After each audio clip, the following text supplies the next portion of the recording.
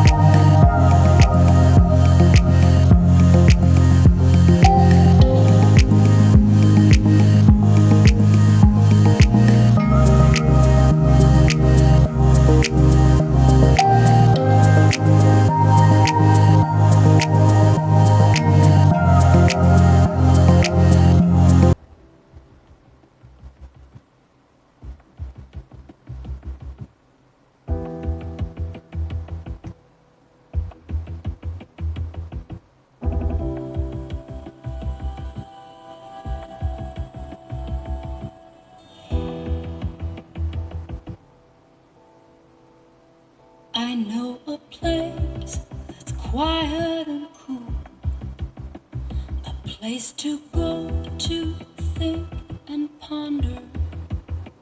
It's not so far away, just yonder.